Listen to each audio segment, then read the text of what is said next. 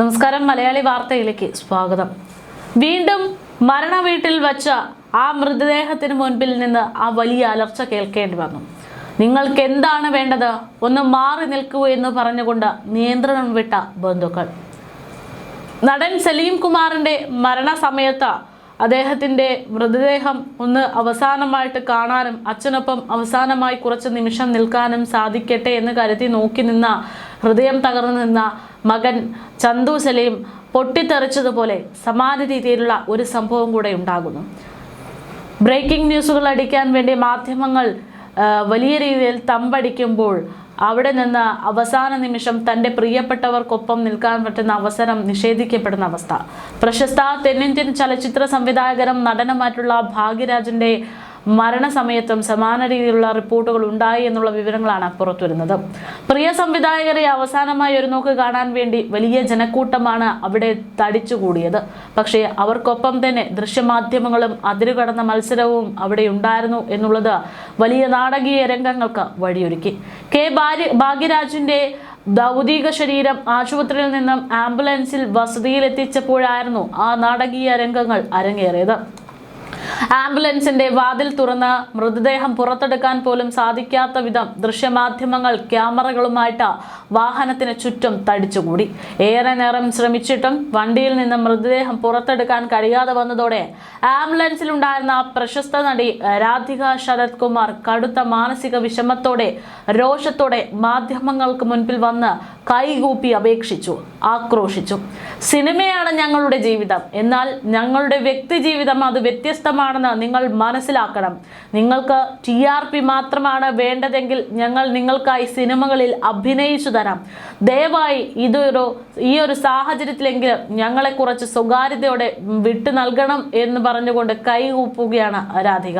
വളരെ കണ്ണീരോടെ ആ മാധ്യമങ്ങൾക്ക് മുൻപിൽ വന്ന് അവർ കേഴുന്ന ആ ഒരു അവസ്ഥയും ഇപ്പോൾ ബ്രേക്കിംഗ് ന്യൂസുകളായിട്ട് പുറത്തു വരികയാണ്. രാധികയുടെ ശക്തമായ പ്രതികരണത്തെ തുടർന്ന് മാധ്യമപ്രവർത്തകർ അല്പം പിന്നോട്ട് മാറുകയും തുടർന്ന് ഭൗതിക ശരീരം വസതിക്കുള്ളിലേക്ക് മാറ്റുകയും ചെയ്തെന്നാണ് വിവരം. സംഭവത്തിന്റെ വീഡിയോ അടക്കം ഇപ്പോൾ സോഷ്യൽ മീഡിയയിൽ പ്രചരിക്കുകയാണ്. ഇതോടുകൂടെ മാധ്യമങ്ങളുടെ ഇത്തരം അതിപ്രസരത്തെ കുറിച്ച് വീണ്ടും പൊതുജനങ്ങൾക്കിടയിൽ വലിയ രീതിയിൽ സംസാര വിഷയമായിട്ടുണ്ട് എന്നുള്ളതാണ് യാഥാർത്ഥ്യം. സിനിമാ രംഗത്ത് നിന്നടക്കം കടുത്ത വിമർശനങ്ങളാണ് ഈ വിഷയത്തിൽ ഇപ്പോൾ ഉയരുന്നത്. മരണ വീടുകളിലും സംസ്കാര ചടങ്ങുകളിലും പാലിക്കേണ്ട അടിസ്ഥാനപരമായ മര്യാദകൾ പോലും മാധ്യമങ്ങൾ മറന്നുപോകുന്നു എന്നുള്ളതാണ് ഇതിൽ പ്രധാനമായിട്ട് ഉയരുന്ന ആക്ഷേപം. സിനിമാക്കാരാണെങ്കിലും ഇത്തരം ദുരന്ത സമയങ്ങളിൽ അവർ അനുഭവിക്കുന്ന മാനസികാവസ്ഥയെ മനസ്സിലാക്കണമെന്നും കഴുകന്മാരെ പോലെയുള്ള ഇത്തരം പെരുമാറ്റങ്ങൾ അവസാനിപ്പിക്കണമെന്നും സോഷ്യൽ മീഡിയയിൽ ചിലർ പ്രതികരിച്ചു. സംസ്കാര ചടങ്ങുകളിൽ മാധ്യമങ്ങൾക്ക് കർശന നിയന്ത്രണം ഏർപ്പെടുത്തണമെന്നാണ് സൗത്ത് ഇന്ത്യൻ ആർട്ടിസ്റ്റ് അസോസിയേഷൻ നേരത്തെ വ്യക്തമാക്കിയിരുന്നതെങ്കിലും റേറ്റിംഗിന് വേണ്ടി ചില മാധ്യമങ്ങൾ ഇത് പൂർണ്ണമായും അവഗണിച്ചുകൊണ്ടിരിക്കുകയാണ് എന്നും ഇതിനെതിരെ ശക്തമായ നടപടി വേണമെന്നുള്ള ആവശ്യവും നിലവിൽ ഉയരുന്നു. അതേസമയം കുറച്ച് ദിവസങ്ങൾക്ക് മുമ്പ് സമാനമായിട്ടുള്ള അവസ്ഥയിലൂടെയായിരുന്നു നമ്മുടെ പ്രിയപ്പെട്ട സലീം കുമാറിന്റെ മരണ സമയത്തും നമ്മൾ കണ്ടത്. അന്ന് സലീം കുമാറിന്റെ മകൻ മാധ്യമങ്ങളോട് കയർത്ത് സംസാരിച്ച് പൊട്ടിത്തെറിക്കുന്ന കാഴ്ചകൾ നമ്മൾ കണ്ടു. പിതാവിന്റെ അന്ത്യകർമ്മങ്ങൾക്കിടയിൽ സ്വകാര്യത നൽകാതെ തിക്കിത്തിരക്കിയവരോടാണ് അന്ന് അദ്ദേഹം നിയന്ത്രണം വിട്ട് സംസാരിക്കേണ്ടി വന്നത്. മലയാളത്തിന്റെ പ്രിയപ്പെട്ട കലാകാരൻ സലീം കുമാറിന്റെ വിയോഗ വേദനയിലായിരുന്നു കേരളക്കര. ഓർമ്മിക്കാൻ ഏറെ കഥാപാത്രങ്ങൾ സമ്മാനിച്ച് അദ്ദേഹം കാലയവനിലേക്ക് ഉള്ളിൽ മറയുമ്പോൾ അവസാനിക്കുന്നത് മലയാള സിനിമയിലെ ഒരു യുഗം കൂടെയാണ്. നടന്റെ അന്ത്യാഭിലാഷം പ്രകാരം മതപരമായ ചടങ്ങുകളെല്ലാം ഒഴിവാക്കിയായിരുന്നു സംസ്കാരം നടത്തിയത്. ഇതിനിടെ നിയന്ത്രണം വിട്ട് പൊട്ടിത്തെറിച്ച മകൻ ചന്തുവിന്റെ വീഡിയോ സോഷ്യൽ മീഡിയയിൽ വൈറലാകുകയായിരുന്നു. വീട്ടുവളപ്പിൽ സംസ്കാരം ചടങ്ങുകൾ പുരോഗമിക്കവേ ഓൺലൈൻ മാധ്യമക്കാർക്ക് ഒപ്പം സാറ്റലൈറ്റ് മാധ്യമങ്ങളടക്കമുള്ളവർ തിക്കും തിരക്കും കൂട്ടിയതാണ് വിഷയങ്ങൾ പ്രശ്നമായത്. പോലീസ് അടക്കമുള്ളവർ ഇവരെ നിയന്ത്രിക്കാൻ ശ്രമിച്ചിട്ടും രക്ഷയുണ്ടായിരുന്നില്ല. ഇതിനിടയിലാണ് ചന്തു ദേഷ്യത്തോടെ ഈ മാധ്യമ പ്രവർത്തകരോട് ആക്രോശിച്ചുകൊണ്ട് രംഗത്തെത്തിയത്. എല്ലാവരോടും മാറി നിൽക്കാൻ അന്ന് ചന്തു പറഞ്ഞു. ബാക്കിലോട്ട് മാറി നിൽക്കാൻ ആവശ്യപ്പെട്ടത് ദേഷ്യത്തിലായിരുന്നു. ഇതിനിടയിൽ എന്താണ് നിങ്ങൾക്ക് വേണ്ടത് എന്ന് നിയന്ത്രണം വിട്ട് ചന്തു ചോദിക്കുന്നതടക്കം കാണാൻ സാധിക്കും. പലരും ചന്തുവിനെ ആശ്വസിപ്പിക്കാൻ ശ്രമിക്കുന്നുമുണ്ട്. ഈ വീഡിയോ പുറത്തു വന്നതിന് പിന്നാലെ ചന്തുവിന് പിന്തുണയുമായി നിരവധി പേർ രംഗത്തെത്തി. ആരായാലും ദേഷ്യപ്പെട്ടു പോകുമെന്നും സ്വന്തം അച്ഛന്റെ വേർപാടിന്റെ വേദന വേദനയും അതിനൊപ്പം ഉണ്ടായേക്കാവുന്ന മാധ്യമ ജനക്കൂട്ട സമ്മർദ്ദവും ഉൾപ്പെടുന്ന അയാളുടെ ആ സാഹചര്യമാണ് അത് എന്നും പലരും പ്രതികരിച്ചു. ഇന്ന് ചന്തു ആളുകളോട് പിറകിലോട്ട് മാറി നിൽക്കാൻ പറയുന്നത് കണ്ട് കഷ്ടം തോന്നിയെന്നാണ് മറ്റു ചിലർ പറയുന്നത്. ജന്മം നൽകിയ മനുഷ്യന്റെ അന്ത്യകർമ്മങ്ങൾ അയാൾ സ്വസ്ഥതയോടെ ചെയ്യാൻ പോലും സമ്മതിക്കാത്ത മാധ്യമ പ്രവർത്തകർ. എന്താണ് നിങ്ങൾക്കൊക്കെ വേണ്ടത് എന്ന് ചന്തു സലീം കുമാർ ചോദിക്കുന്നപ്പോൾ അതിന് മറുപടി പോലും നൽകാതെ ഇരച്ചു കയറാൻ ശ്രമിക്കുന്ന മാധ്യമ പ്രവർത്തകരുടെ ധാർമ്മികത അത് വലിയ രീതിയിൽ ചോദ്യചിഹ്നമായി മാറുകയാണ്.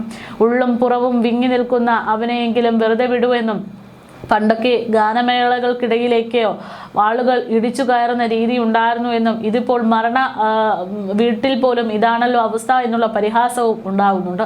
ഓൺലൈൻ മീഡിയക്കാർക്കെതിരെ ആണ് ഇത്തരത്തിൽ ചില പ്രശ്നങ്ങൾ പ്രധാനമായിട്ടും ചൂണ്ടിക്കാണിക്കുന്നത്. എന്തായാലും ഇത്തരം മാധ്യമ പ്രവർത്തകർക്ക് പ്രത്യേകം ഒരിടം ഇത്തരം സാഹചര്യങ്ങളിൽ ഒരുക്കണം എന്നുള്ള ആവശ്യമടക്കം ഇപ്പോൾ ഉയരുന്നുണ്ട്. ഇതിനിടയിൽ തിക്കും തിരക്കും നിയന്ത്രിക്കുന്ന മുഖ്യമന്ത്രി വി.ഡി. സതീശന്റെ വീഡിയോ അടക്കം അന്ന് പുറത്തു വന്നിരുന്നു.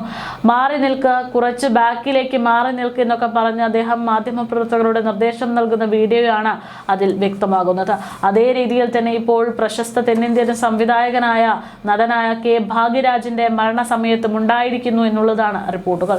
അതേസമയം പ്രശസ്ത തെന്നിന്ത്യൻ ചലച്ചിത്ര സംവിധായകനായിട്ടുള്ള നടനായിട്ടുള്ള കെ ഭാഗ്യരാജ് എന്ന് പറയുന്നത് മലയാളികൾക്കും ഏറെ പ്രിയപ്പെട്ട ഒരു വ്യക്തി തന്നെയാണ്. കാരണം അദ്ദേഹം തമിഴ് സിനിമകളാണ് പ്രധാനമായിട്ടും ഫോക്കസ് ചെയ്തതെങ്കിലും മലയാളി പ്രേക്ഷകർ എന്ന് പറയുന്നത് പൊതുവെ അന്യഭാഷകളെ കൂടെ ചേർത്ത് പിടിക്കുന്ന ഒരു പ്രേക്ഷകരായതുകൊണ്ട് തന്നെ കെ ഭാഗ്യരാജിൻ്റെ ഒരുപാട് സിനിമകൾക്ക് കൈനീട്ടി സ്വീകരിച്ച ഒരു കാലമുണ്ട്.